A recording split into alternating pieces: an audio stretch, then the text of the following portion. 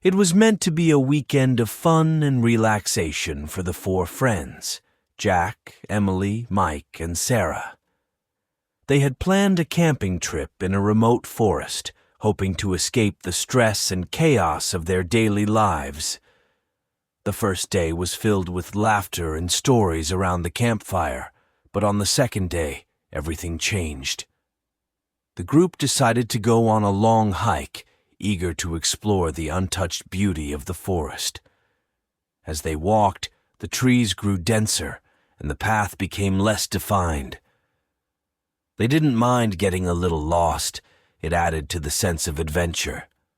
The sun was high, casting dappled shadows on the forest floor, and the air was filled with the sounds of chirping birds and rustling leaves. After a few hours of hiking, they stumbled upon something unexpected, a faded, tattered banner hanging from two trees. The banner was almost completely obscured by moss and vines, but they could still make out the words, "Welcome to Maryland Carnival."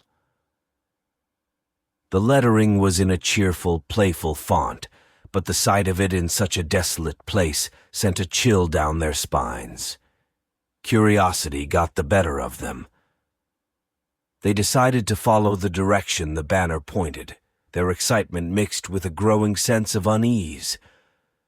As they walked, they started noticing more signs of the old carnival.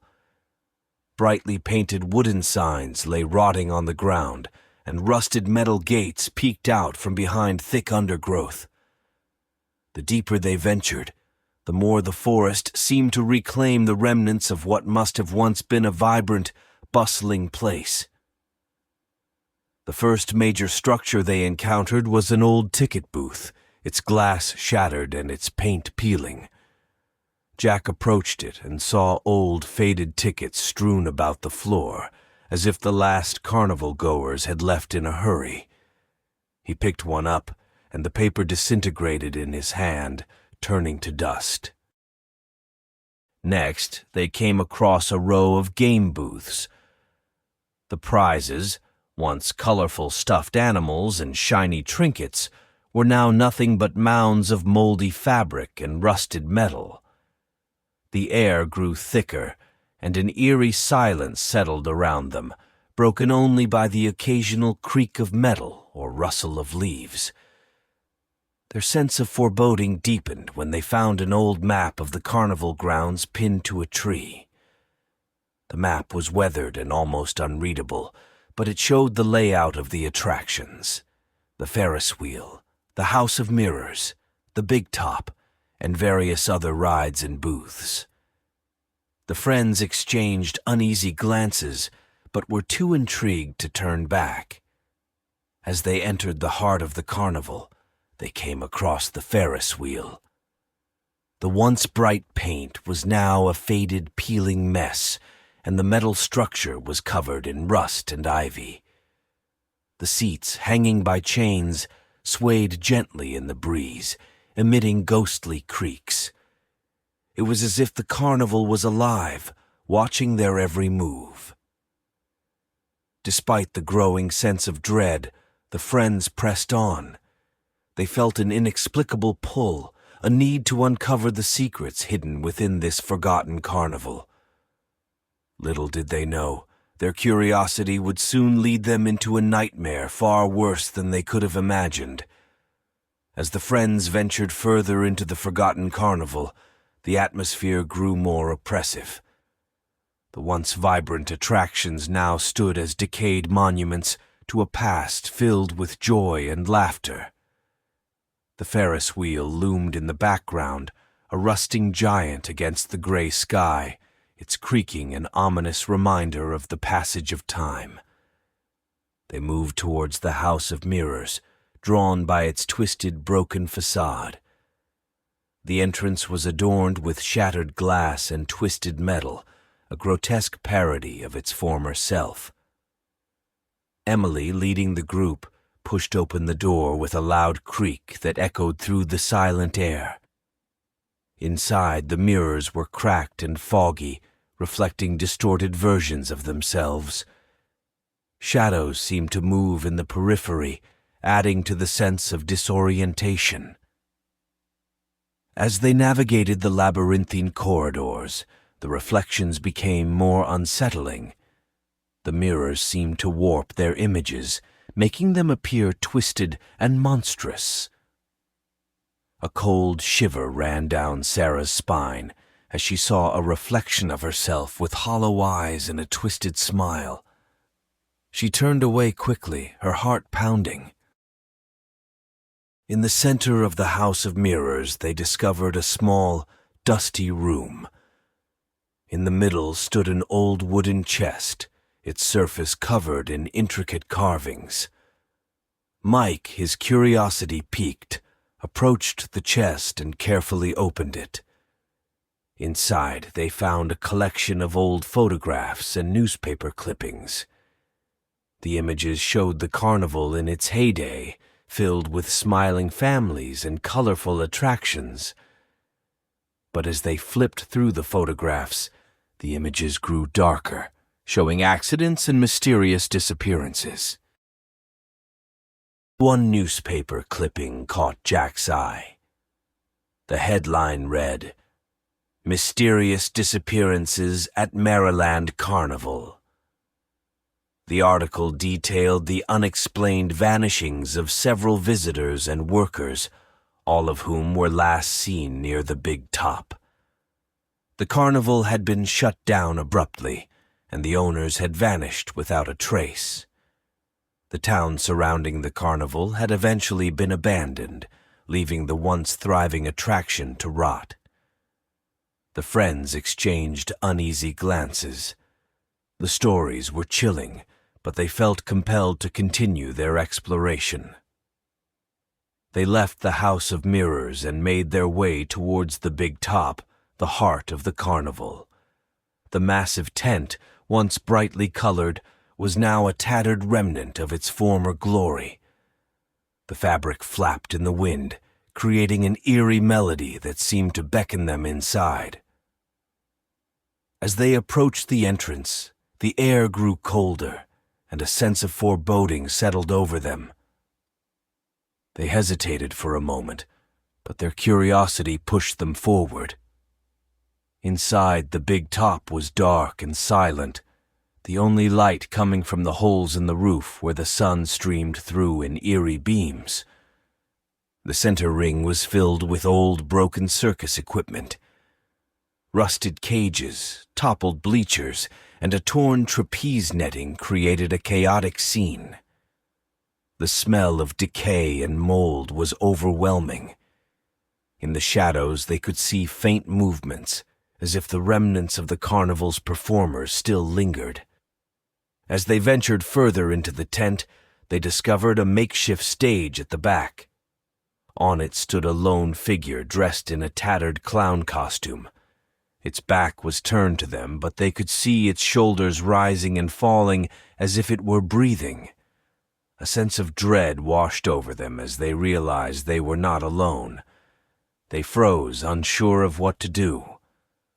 The figure turned slowly, revealing a grotesque mask with a permanent, twisted grin. The eyes beneath the mask were empty and soulless, staring straight through them. The friends felt an overwhelming sense of fear and unease, as if the clown's gaze could pierce their very souls.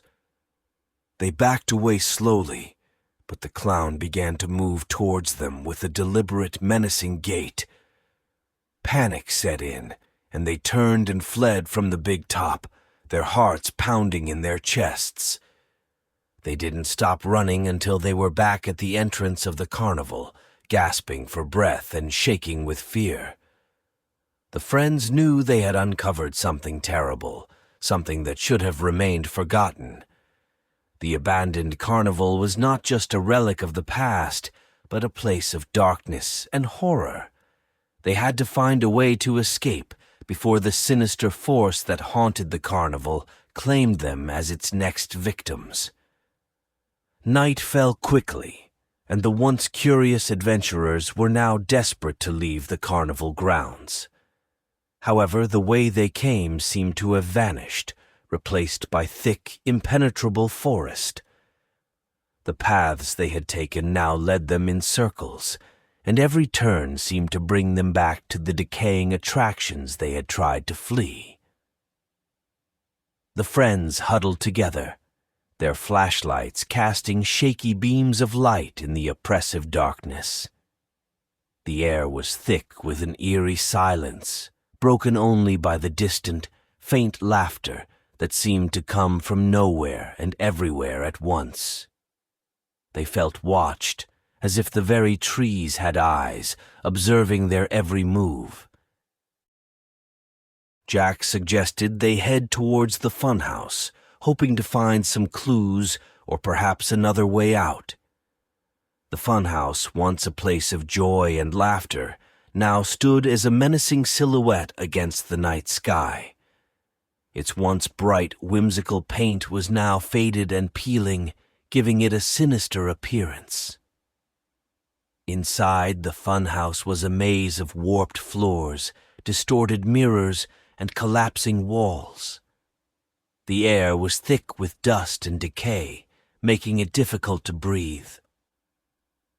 The friends navigated the treacherous paths, their flashlights flickering ominously as if the batteries were being drained by an unseen force. As they ventured deeper, they encountered life-sized clown mannequins that stood in various states of disrepair.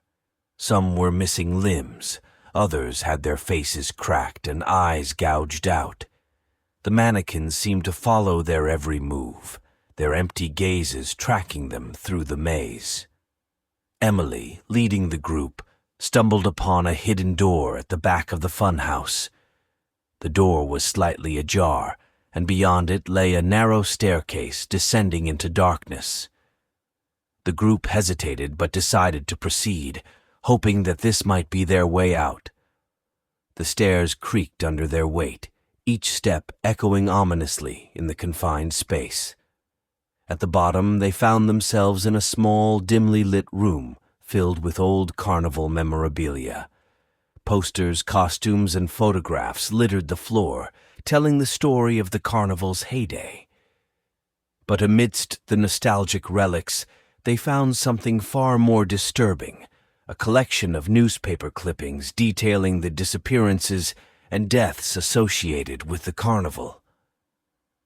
The final clipping sent chills down their spines. It detailed the arrest of the carnival's owner, a man named Victor Graves, who had been convicted of multiple murders.